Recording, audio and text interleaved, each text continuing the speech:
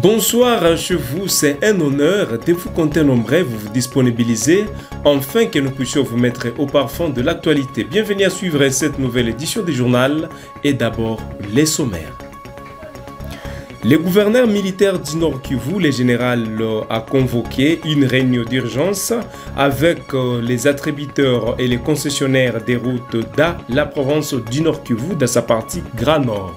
Cette rencontre vise à discuter des problèmes liés à l'état des routes dans la région. La Cour constitutionnelle de la République démocratique du Congo, RDC, a condamné ce mardi l'opposant et ancien premier ministre Augustin Matata Mponyo à 10 ans de travaux forcés pour détournement des fonds publics. Matata Mponyo, qui a dirigé le gouvernement congolais de 2012 à 2016, est accusé d'avoir détourné plus de 245 millions de dollars destinés au projet du parc agro-industriel de Bukangalonzo. Et puis l'administration Trump change de cap en Afrique, excite l'aide humanitaire et le discours sur la démocratie. La nouvelle ligne diplomatique américaine se concentre sur les affaires. L'objectif est de booster la compétitivité des entreprises américaines et contrer l'influence croissante de la Chine sur le continent africain. Mesdames, Messieurs, voilà tout pour les titres.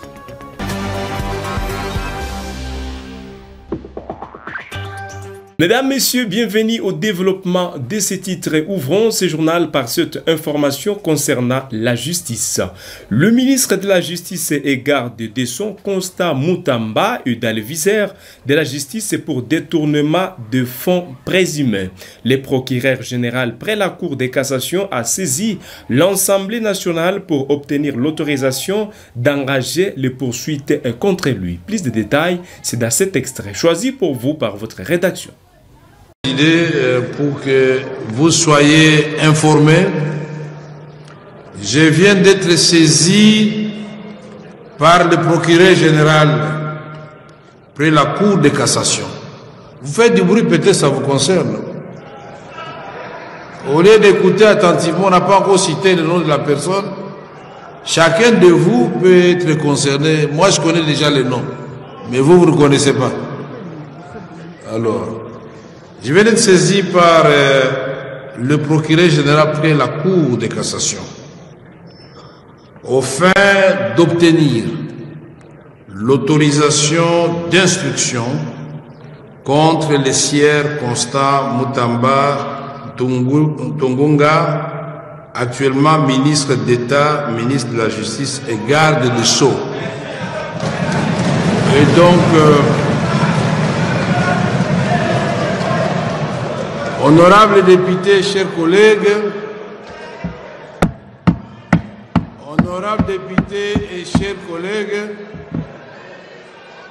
je vais demander au...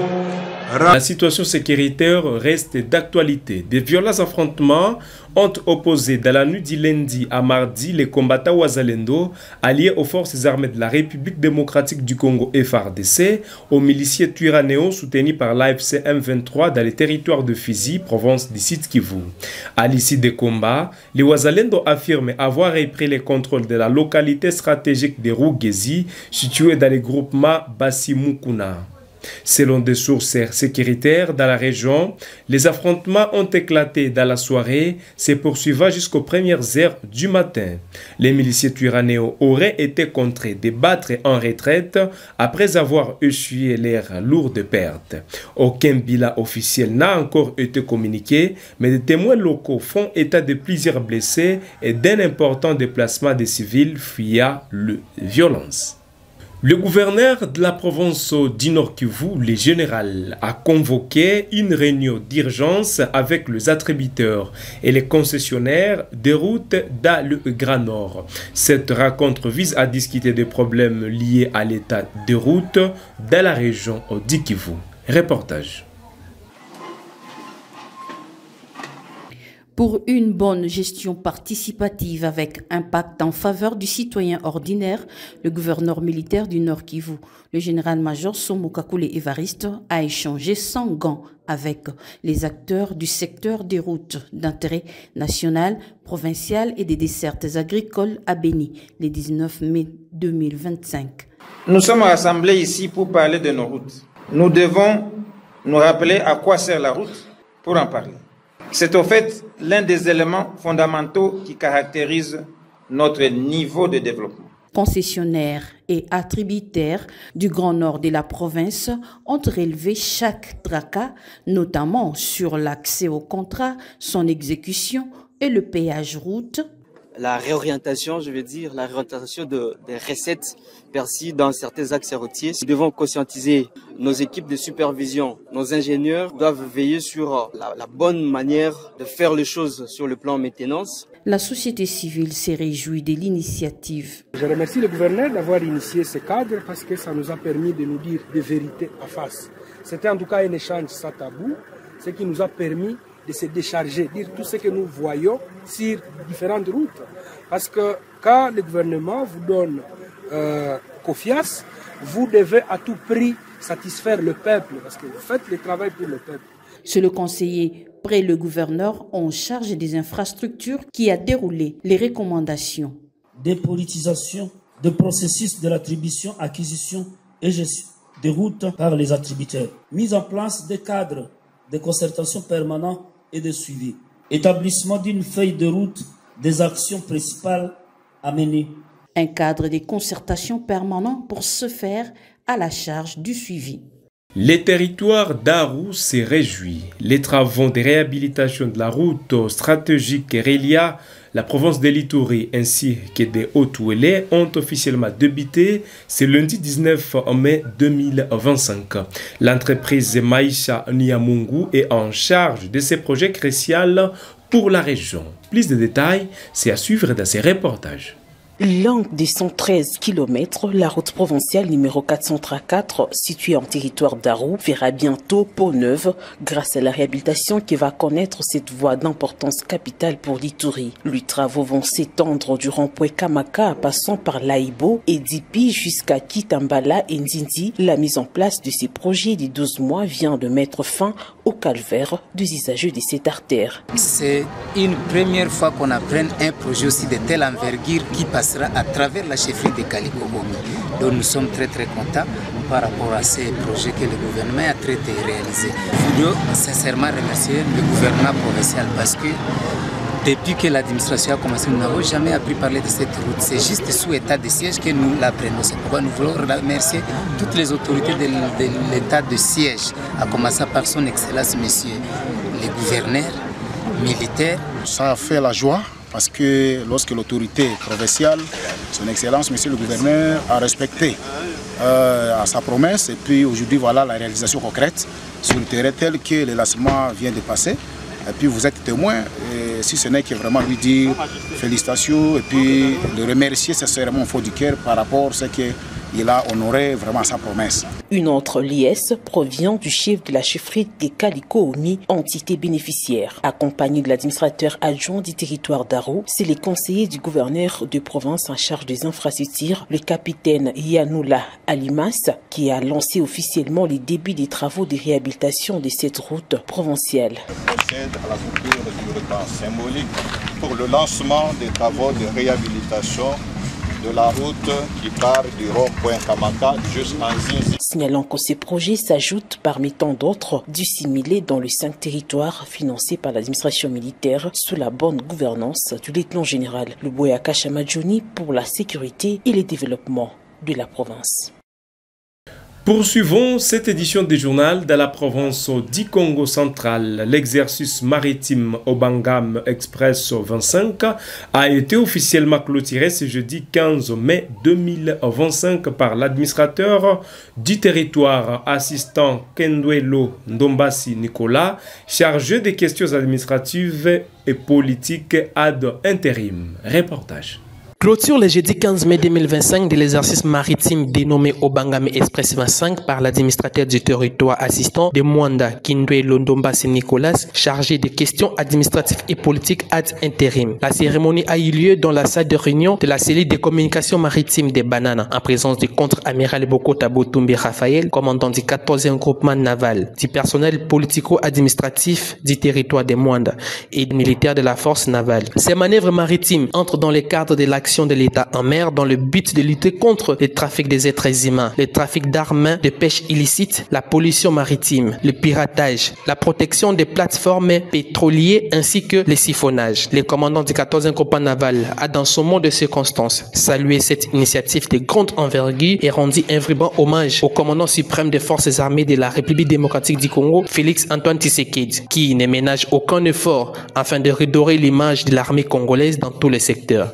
Mes remerciements les plus différents s'adressent à son Excellence et Monsieur le chef de l'État, commandant suprême de nos forces armées et de la police nationale congolaise, pour les efforts inlassables qu'il ne cesse de déployer pour rendre notre armée performante, et la marine en particulier. Nous devons aussi remercier nos partenaires qui ne cessent de nous donner l'occasion de pouvoir échanger avec d'autres armées, d'autres marines étrangères, afin que nous ayons cet esprit-là, combattre la nouvelle formule, ce qui fait l'action de l'État en mer. Le compte rendu du déroulement de cet exercice d'Obangame Express 25 a été retracé par le capitaine de frigate diplômé d'état-major Nyongo Mobika Davin, commandant tactique de cette opération aux côtés des fusiliers marins congolais. La force navale, par le biais du 14e groupement naval, était appelée à participer à la manœuvre mission nationale dénommée Obangame Express. C'est un nom camerounais qui signifie la paix, par des opérations conjointes et isolées dans le cadre de la sécurisation de l'espace maritime du golfe de Guinée dans la zone A, regroupant les eaux territoriales de la RDC, de l'Angola ainsi que de la République du Congo. Le but de ces exercices est de permettre aux pays du golfe de Guinée dans la zone A, la RDC fait partie, de sécuriser leurs espaces maritimes contre les activités subversives. L'objectif de cet exercice est de créer une coordination dans le cadre de la mutualisation des forces dans les manœuvres conjointes. Rappelons que ces activités organisées par les partenaires américains se sont déroulées sur les larges des Pointe-Noire, des Cabinda, des Soyo et des Bananas du 10 au 15 mai 2025 avec la participation de la République démocratique du Congo, de la République du Congo et de l'Angola. La Cour constitutionnelle de la République démocratique du Congo a condamné ce mardi l'opposant et ancien Premier ministre de la République démocratique du Congo, Matata Amponyo, à 10 ans de travaux forcés pour détournement de fonds au public. Matata Amponyo, qui a dirigé le gouvernement congolais de 2012 à 2016, est accusé d'avoir détourné plus de 445 millions de dollars destinés au projet du parc agro-industriel de Bukangalonzo situé près de la ville de Kinshasa. Reportage. L'ancien premier ministre congolais, Augustin Matata Amponyo, a été reconnu coupable de détournement de fonds publics et condamné à 10 ans de travaux forcés par la Cour constitutionnelle. Il est accusé d'avoir détourné plus de 245 millions de dollars destinés au projet du parc agro-industriel de Bukangalonzo à la sortie de Kinshasa. La Cour a estimé que Matata Amponyo, Premier ministre entre 2012 et 2016, avait conçu, participé et bénéficié du détournement en validant des paiements surfacturés et des travaux non exécutés. Des autres individus, l'ancien gouverneur de la Banque centrale Deogracias Mutombo et l'homme d'affaires sud-africain Christo Grobler ont également été condamnés à 5 ans de prison pour leur implication dans l'affaire. Ils sont actuellement à l'étranger. La défense de Matata Amponyo a qualifié les jugements de spectaculaires et uniques, dénonçant un procès politique. L'avocat de Matata Amponyo, Maître Laurent Onyemba, a annoncé qu'il pourrait saisir la Cour constitutionnelle pour contester la constitutionnalité du jugement.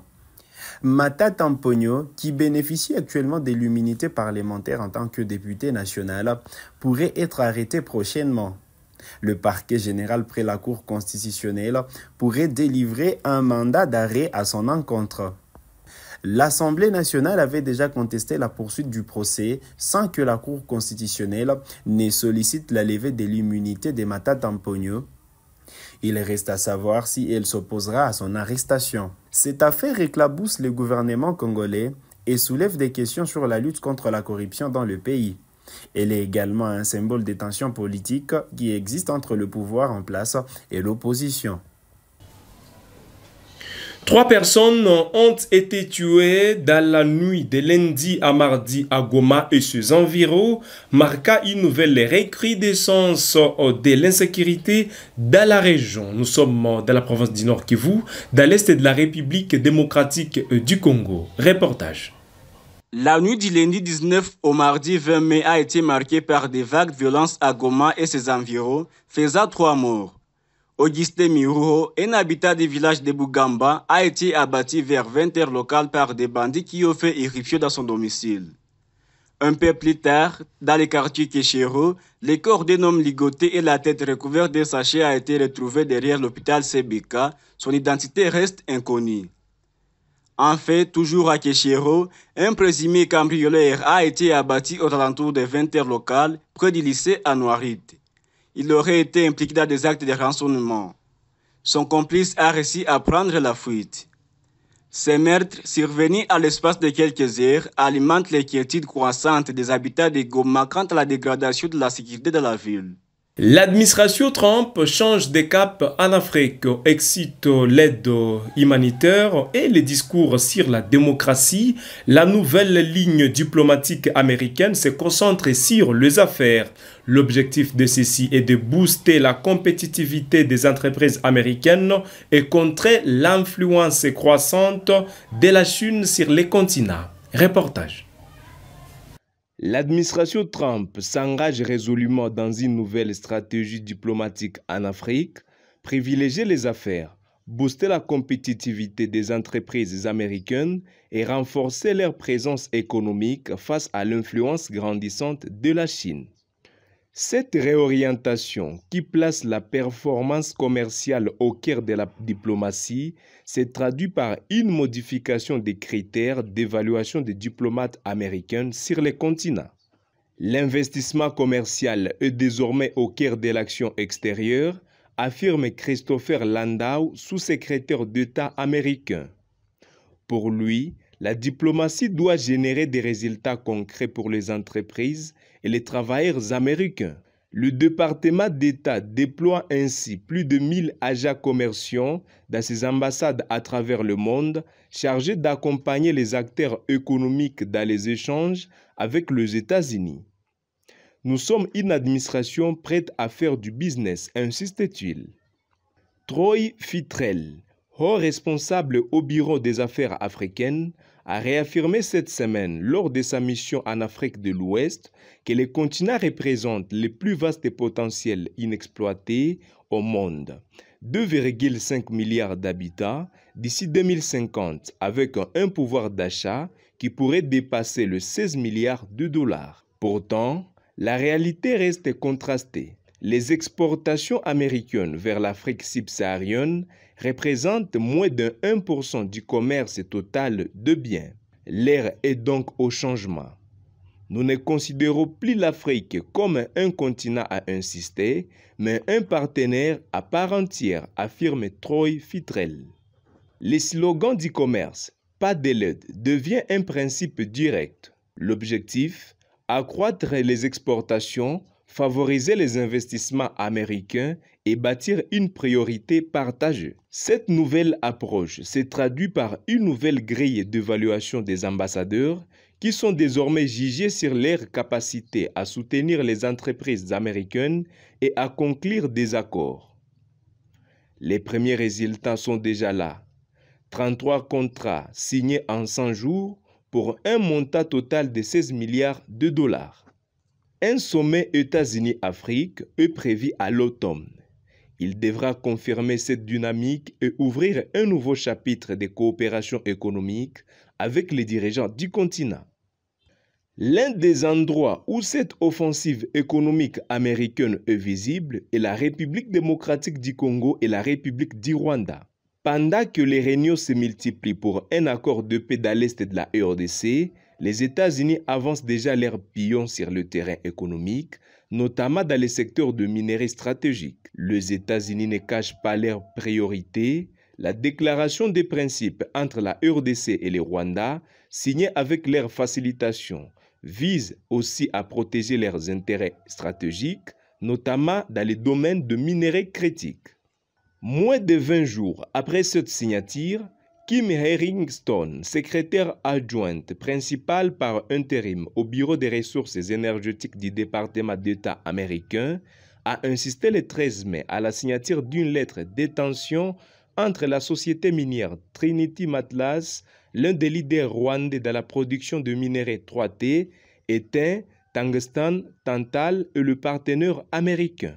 L'administration Trump semble bien décidée de faire de l'Afrique un terrain de jeu économique pour les entreprises américaines.